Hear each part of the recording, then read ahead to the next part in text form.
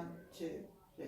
Hi, Diane Rock Media UK. We're still here, back at the Robin, and I'm joined by Mr. Ryan Roxie at Los Angeles. Hello. How you doing? Good. What a good, brilliant good. show. I'm just saying that to everybody. What a brilliant show, man. Well, tonight I'm a Lost Angel.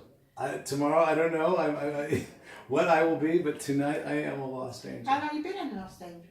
Well, we've been in the band in existence for like over 6, 7, 8 years. I did my first tour with Lost Angels in 2013. So that was 6 years ago. We hit the UK.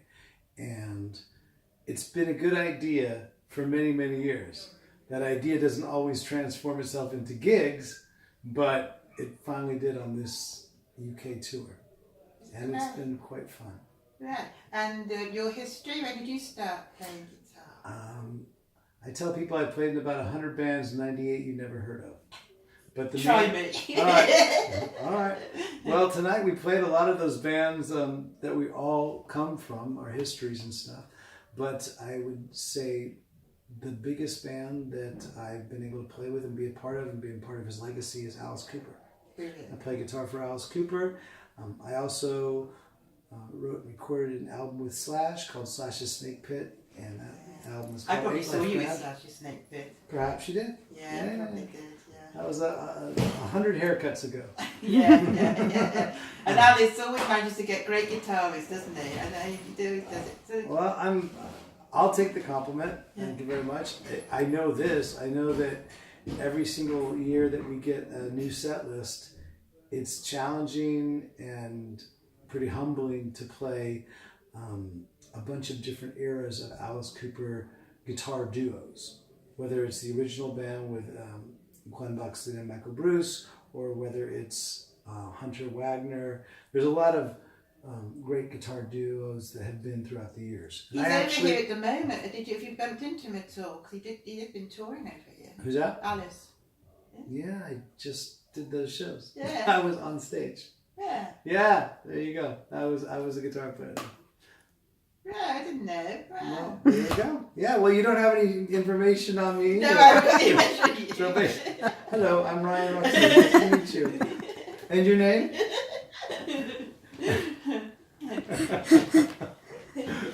These are always good interviews when, it doesn't matter. We're talking rock and roll. If you want to talk rock and roll, all I didn't day know long. you were still playing with Alice Cooper. Well, now you do know. No, I do know. Nobody else knows that. Sorry, I have to apologise. How was the show the other night then with Alice? It was quite fun. Yeah, we've just wrapped up a UK tour with Alice. Yeah. And I had 2 days off. My wife flew in to London.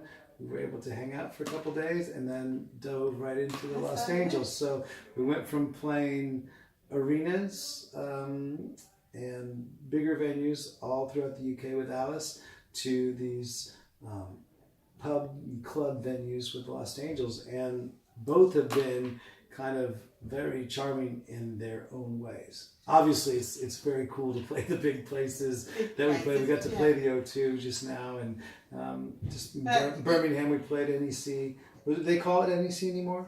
We still call it the NEC. You guys, the old school, the rock and rollers call it that. But we played that, and then going from that a week later, coming into town with Los Angeles playing sort of a pub. Well, that's cool, isn't it? Going back down to like grassroots and. Well, it keeps it's our not heads egos, small. is it? Rock and roll. You shouldn't have the egos.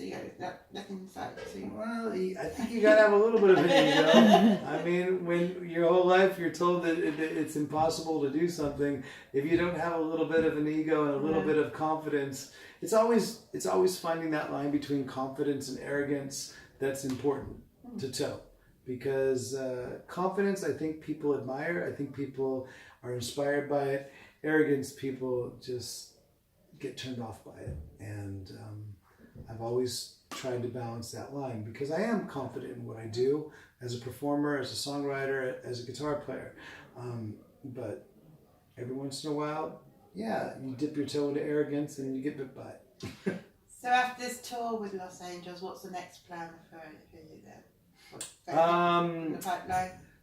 We will wrap up the Los Angeles tour at the end of this month. I'll have, I think, maybe 3 or 4 days off, and then fly to Florida and go back with Alice Cooper, and we'll play all throughout November with Alice Cooper, and then he has dates lined up already in 2020, Australia, New Zealand. So, I mean, I always say that Alice Cooper is a huge inspiration, not just for the music that he's made and him as a performer on stage. It's his work ethic and what he does as far as all the different types of careers. So he's very inspirational for me.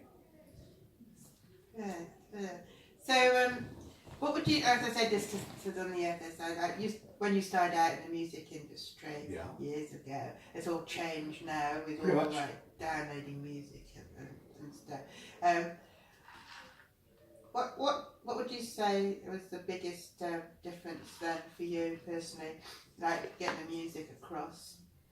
Well, music is now not considered so much art as it's considered promo. And before it was considered an art form where you make money off that art form. Now your music is considered more of a promotional thing to have so that you can get out on the road and then hopefully scratch out a living doing that. And that's what I think it's hard for a lot of newer bands, finding different ways to make income and money. But it's always been a financial crisis as a musician. People always want to say that rock and roll is dead and rock and roll is it's you can't make any money. But you know what? I work for a guy named Alice Cooper that year after year continues to make money. Luckily, he's from the old school. He has quite a legacy. But I see newer bands doing it as well. It's called touring. And that's one thing that hasn't changed since the beginning of my musical journey up until now. It's putting your head down and doing the work. Learning your instrument, learning how to perform. I just think nowadays it's more important to be able to promote.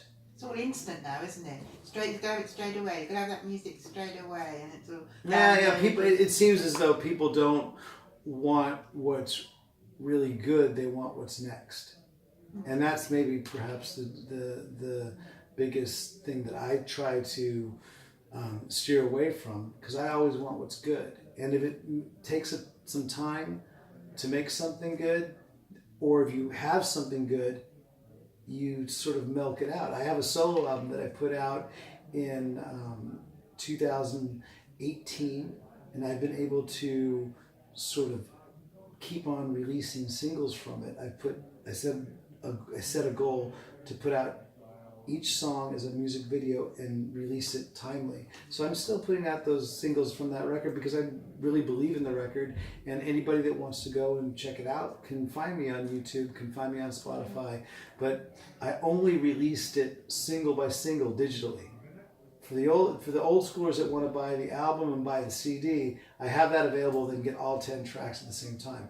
But I'm still releasing songs singularly on the internet. Busy guy. Try to do. You gotta stay busy if you want to make. All you have to do is listen to the lyrics of AC/DC's "It's a Long Way to the Top. You Want to Rock and Roll." It's a blueprint. It's not just. It's just not just a great song, which it is a great song, but those lyrics in that song is basically the blueprint if you want to become a rock and roller. So if I can give any advice to the new school rock and rollers, pick yourself up or go on the internet and type in AC/DC, It's a Long Way if you want to rock and roll. Because that song will tell you the way it is. Maybe not the way you want it to be, but the way it is. Yeah, brilliant. Thanks for talking to us. Thank you very much for having me. See ya. We hope to see you again soon. Good. And a brilliant show again tonight. Fantastic. Well, best of luck with the rest of the tour. Well, when I said it on stage, I meant it. Thanks for coming out to see some live music, because people have a choice. They can literally stay home and watch every movie ever made, any movie ever made. They can order any type of food, have somebody, deliver it to them in a half an hour. They can. I'll sit on the couch all day. They don't even have to have a record collection anymore, because you just go into your computer and you can listen to any song that was ever recorded. So the fact that people even leave the house in this day and age to experience live music is a tribute to them, and that's why it allows us to continue to do what we do for a living. So thank you. Yeah, Keep on supporting live music. Yeah, right. thank you. From Rock Media UK, thank you very much. Cheers.